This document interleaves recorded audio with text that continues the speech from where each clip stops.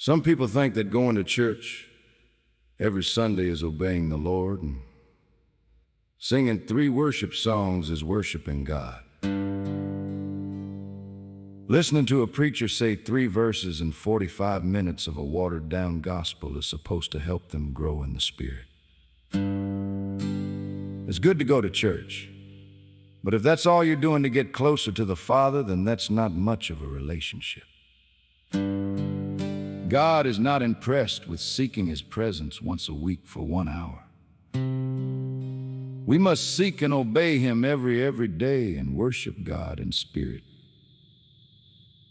and truth by seeking the truth and living accordingly. Let's draw closer to God, and He will draw closer to us. The more we put into our relationship with the Father, the more we're going to receive out of it. I used to be that person thought I was good to go only praying when I needed something. I can say this as a fact: we should always be in the Father. Matthew 7:21-23. Not everyone who says to me, "Lord, Lord," will enter the kingdom of heaven, but only the one who does the will of my Father in heaven. On that day many will say to me, "Lord, Lord, do we not prophesy in your name, and cast out demons in your name, and do many deeds of power in your name?" Then I will declare to them, "I never knew you. Go away from me, you evildoers." You evildoers. That hits, don't it? The kingdom of heaven is actually at hand. It is within us. It is a rich and joyful life experience that will result from choices we make, choices that are rooted in the Christ presence of God within us, rather than choices rooted in our fear-based belief in separation and limitation. Jesus is communicating this radical new understanding of our relationship to God to people who were raised with a belief that the right words, the proper rites and rituals, the outer forms of religious behavior would guarantee their place in that kingdom. He is telling them, as He does repeatedly throughout His ministry, that the kingdom will only be achieved when the choices they make in life, how they treat others, how they see themselves, what priorities they embrace, reflect and express their innate oneness with all that God is. We don't achieve the kingdom by saying the right words and waiting for it to appear.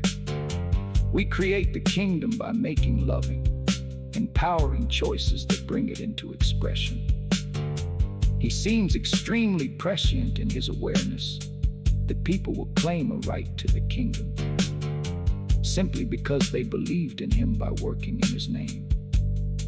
He is making it clear that more than blind faith is required. We must be willing to co-create the kingdom with God and with Jesus by claiming and expressing our own innate spiritual power.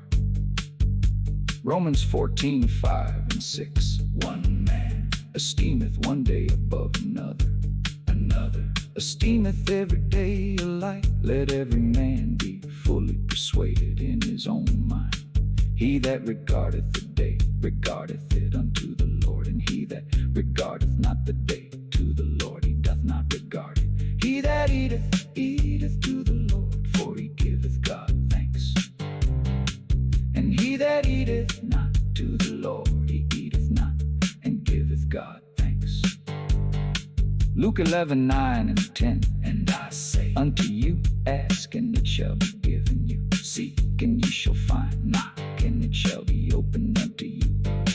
For everyone that asketh receiveth, and he that seeketh findeth, and to him that knocketh it shall be opened. James 4:8. Draw nigh to God, and He will draw nigh to you. Cleanse your hands, ye sinners, and purify your hearts, ye double-minded. Why do people say, Lord, Lord, yet don't obey anything Jesus taught, and make excuses for every command He teaches? Don't work for here on earth. No, you can totally do that. Do you see what I mean?